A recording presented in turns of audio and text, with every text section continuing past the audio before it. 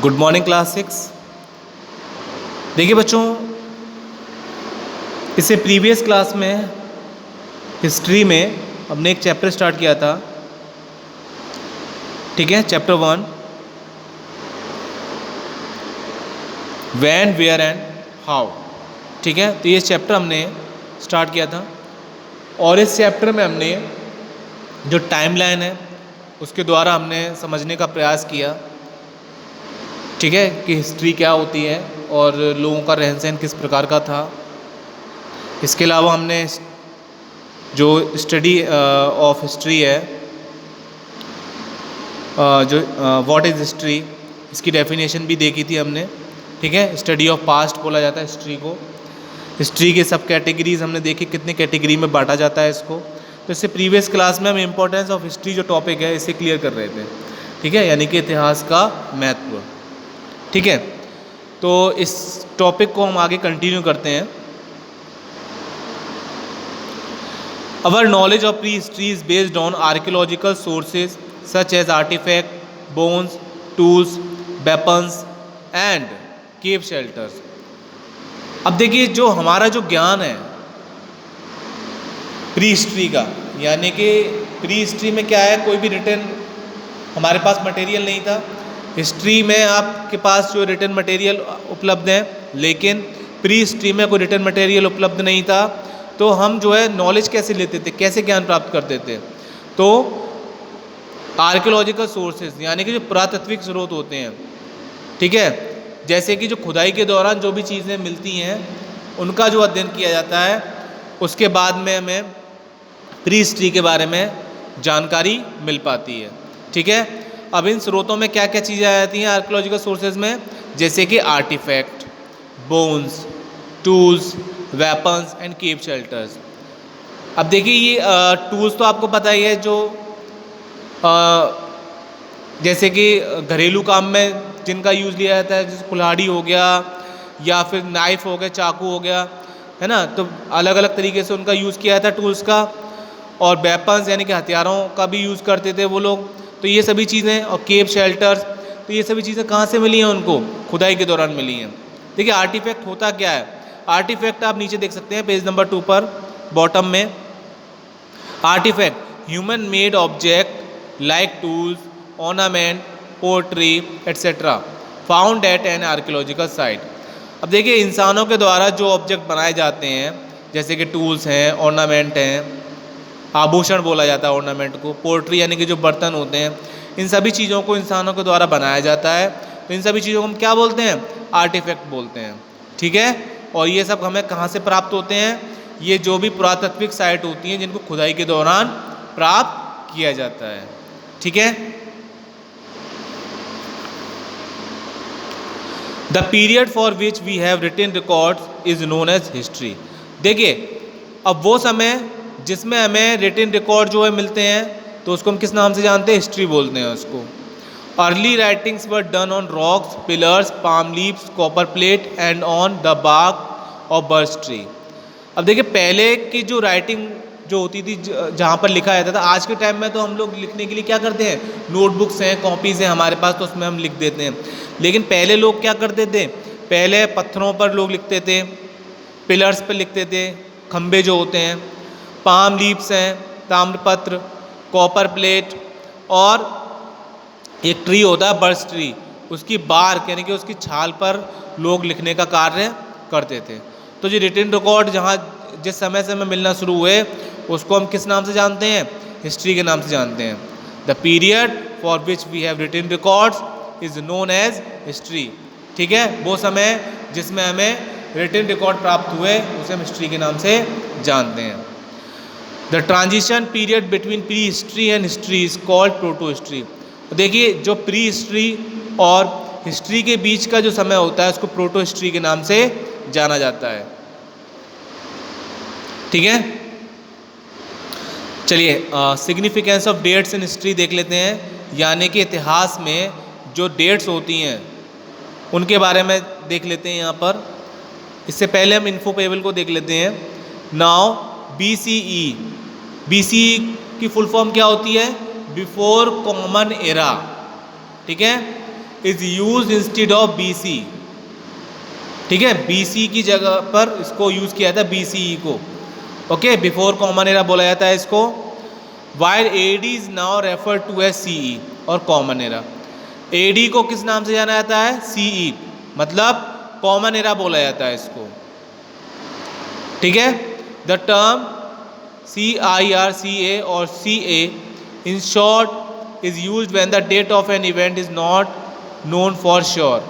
इसको इसलिए यूज़ किया जाता था AD और BCE को, जब डेट जो है वो किस डेट में हुई थी तो उसके बारे में कोई श्योर नहीं थे, तो उस समय हम जो BC और AD का यूज़ करते थे। ठीक है, चलिए dates, significance of dates in history देख लेते हैं। In history it is important to learn how to tell the dates of significant events.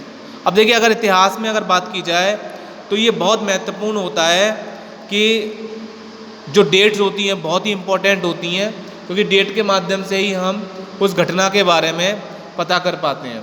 अब जैसे कि आपसे अगर पूछा जाए कि बताइए हमारा देश कब आज़ाद हुआ था, ठीक है, तो आप आराम से बता सकते हैं कि हमारा देश कब आज़ाद हुआ था, क्योंकि आपको डेट पता है। ठीक है, तो इसी प्रकार हिस्ट्री में डेट्स का बहुत ही महत्वपूर्ण योगदान होता है।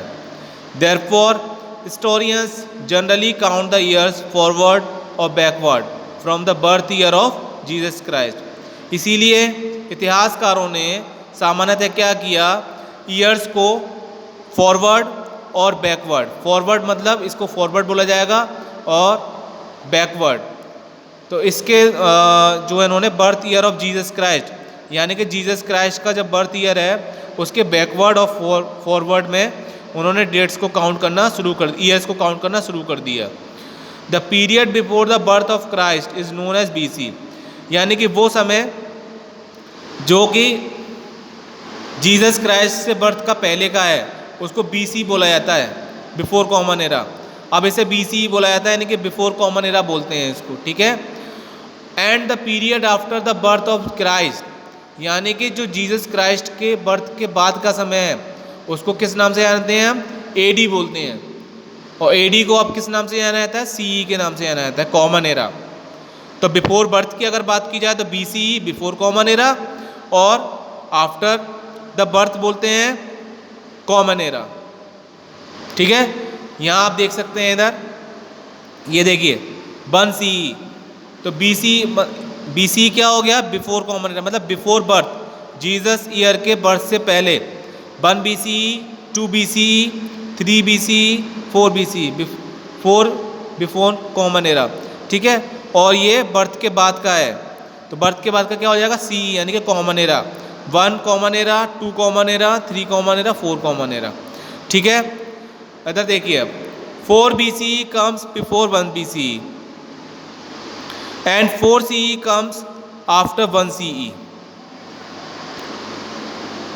अब देखिए जो 4 BCE है, 4 बिफोर कॉमन एरा, ये 1 BCE के पहले आएगा। ठीक है, यानी कि 1 BCE से पहले आएगा तो छोटा हो गया ये। 4 BCE कम बिफोर 1 BCE। ठीक है, इधर देखिए, अब यहाँ देखिए आप 4 CE जो है वो 1 CE के बाद में आएगा, 1 कॉमन एरा के बाद में आएगा 4 कॉमन एरा, और 4 बिफोर कॉमन एरा है, ये 1 बिफोर कॉमन एरा के पहले आएगा। ठीक है, जस्ट लाइक इंटीजर की तरह है, जैसे इंटीजर करते हैं मैथ्स में, ठीक उसी प्रकार है ये। It will come after 2000 BCE and 200 CE will come before 2000 CE। तो इसी प्रकार अगर हम 2000 BCE और 200 BCE लें तो 200 BCE जो है ये किसके बाद में आएगा? 2000 BCE के बाद में आएगा। 2000 BCE के बाद में क्या आएगा? 200 BCE। ठीक है, और अगर हम 200 CE और 2000 CE लें तो 2000 CE जो है ये 200 CE के यानी कि 200 CE जो है ये पहले आएगा, 2000 CE के पहले आएगा 200 CE, और 200 BCE जो है ये बाद में आएगा 2000 BCE के, ठीक है ना। By looking carefully at the timeline, one can notice that in the period before Christ era, one has to count the date backward, where in the period after the Christ era, the dates are count forward. यानी कि अगर हम इस timeline को ध्यान से देखें तो जो पीरियड है ये जो क्राइस्ट एरा का, इसमें डेट्स को बैकवर्ड या फिर फॉरवर्ड में हम इसे क्या करते हैं, काउंट करते हैं, ठीक है। We come across some other terms in history such as decade, century and millennium. अब देखिए इसके अलावा कुछ और भी टर्म्स होते हैं हिस्ट्री में, जैसे कि डिकेड, सेंचुरी और मिलेनियम। इससे भी फैमिलियर होना चाहिए, पता होना चाहिए। देखिए डिकेड क्या होता है, अगर आप देखें पेज नंबर 3 पर, अगर आप बॉटम में देखें, यहाँ देख सकते हैं आप, ये देखिए डिकेड क्या होता है, decade a period of 10 year, वो समय होता है जो कि 10 वर्षों का समय होता है। यानी कि 10 वर्षों के समय को हम क्या बोलते हैं, डिकेड बोलते हैं, ठीक है। जैसे कि 2010 से 2020 तक अगर बोला जाए तो 2010 से 2020 तक क्या हो गया, 1 डिकेड हो गया, ठीक है।